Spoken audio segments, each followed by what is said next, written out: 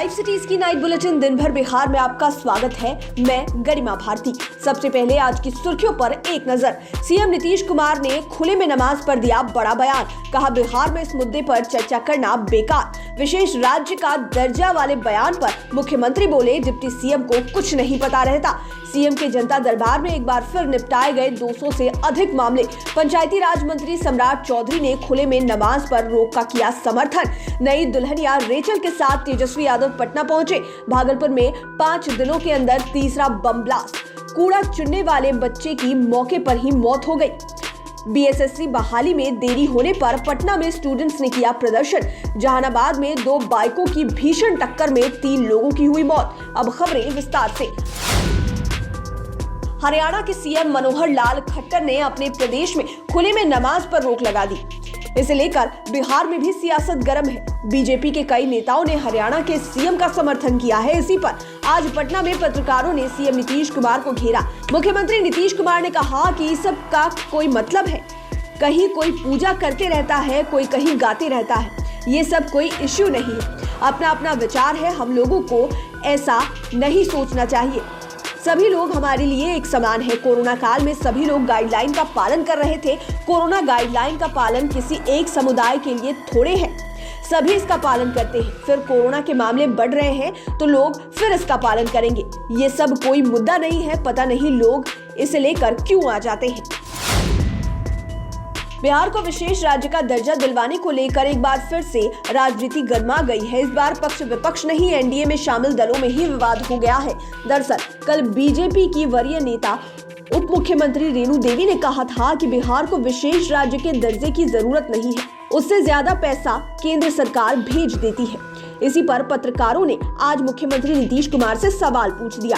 इस पर सीएम नीतीश कुमार भड़क गए। उन्होंने साफ कहा कि बिहार सबसे पिछड़ा राज्य है। सबसे पिछड़े राज्य को जब तक विकसित राज्य नहीं बनाया जाएगा तब तक ट्रांसफॉर्मिंग इंडिया नहीं बन सकता है। भारत में विकसित राज्यों का ट्रांसफॉर्मेशन नहीं होगा तो फिर इंडिया विकसित नहीं हो सकता। उन्होंने बिना नाम लिए डिप्टी सीएम रेणु देवी पर कहा कि इसका मतलब उन्हें इसका पता नहीं। वह आएंगी तब उनसे बात करेंगे। मुख्यमंत्री ने इसके बाद नीति आयोग का मतलब भी समझाया। सीएम नीतीश ने जनता दरबार में मुख्यमंत्री कार्यक्रम में आज स्टूडेंट क्रेडिट कार्ड को लेकर अधिकारियों की क्लास लगा दी। दरअसल जनता दरबार कार्यक्रम में आज कई छात्र छात्राओं ने नीतीश कुमार से मिलकर स्टूडेंट क्रेडिट कार्ड के लोन मिलने में हो रही परेशानी को बताया। इसे मुख्यमंत्री ने गंभीरता से लिया। उन्होंने इस मामले में संबंधित अधिकारियों को तुरंत कार्रवाई का निर्देश दिया। उन्होंने स्टूडेंट क्रेडिट कार्ड को लेकर कई शिकायतें सुनी है, इसलिए इस मामले की अलग से समीक्षा करके सभी शिकायतों को तुरंत निपटाया जाए, ऐसा कहा। जनता दरबार में शिक्षा विभाग के अलावे अन्य विभाग से जुड़ी समस्याओं को भी निपटाया गया। आज भी लगभग 150 से अधिक फरियादी जनता दरबार पहुंचे थे।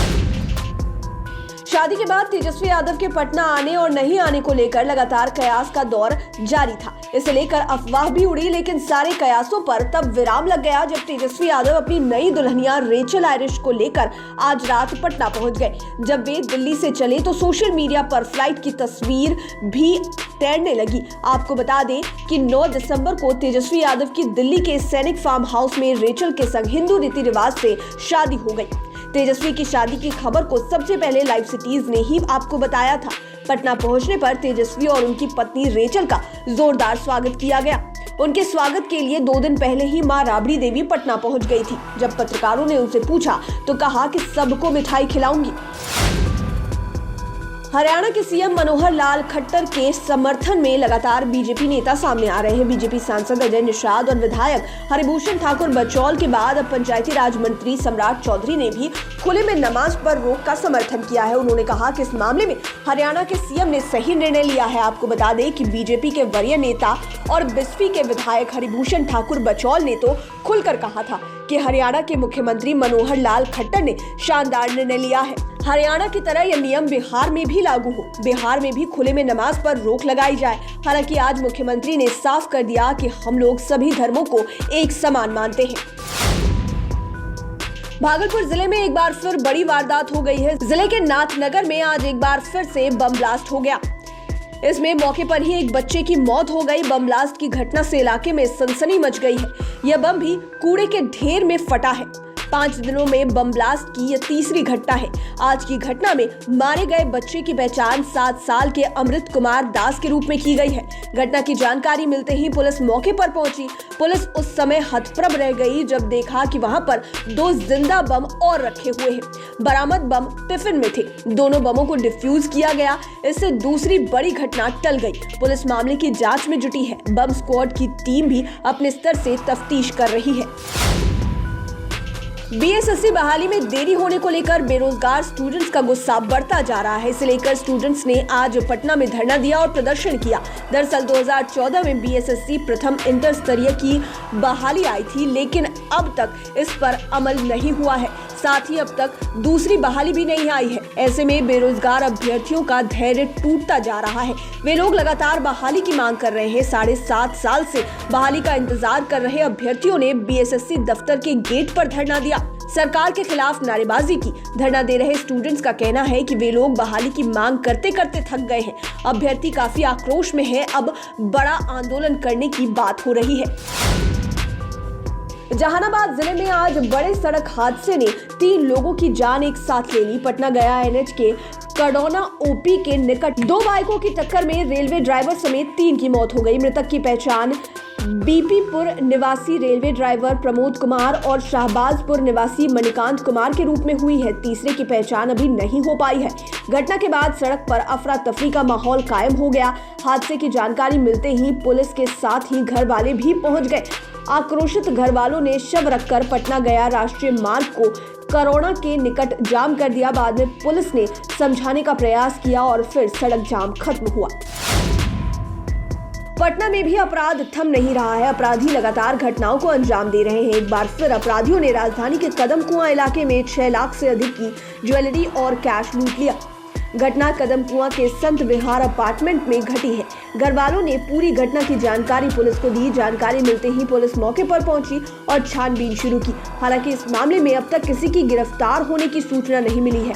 वहीं पीड़ित महिला अंजनी चौधरी ने बताया कि सभी अपराधी हथियार लेकर पहुंचे थे। अपराधियों ने 6 लाख की ज्वेलरी के साथ साथ 1 लाख कैश भी लूट लिया। बिहार पंचायत चुनाव अब पूर्ण समापन की ओर आ गया है। अंतिम चरण के मतों की काउंटिंग का समय आ गया है। अंतिम चरण के मतदान की काउंटिंग कल मंगलवार को सुबह 8 बजे से होगी। अंतिम चरण का मतदान 20 जिलों के 38 प्रखंडों की 568 पंचायतों में 12 दिसंबर को हुआ था।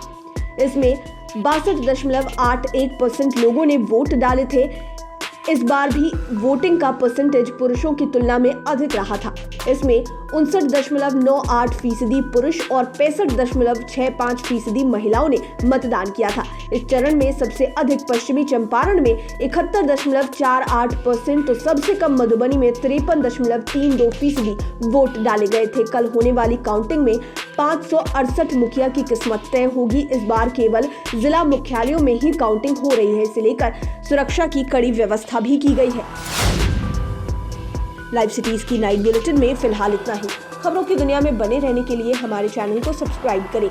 ये वीडियो फेसबुक पर देख रहे हैं तो पेज को लाइक करें, साथ ही साथ हमें ट्विटर पर जरूर फॉलो करें। धन्यवाद।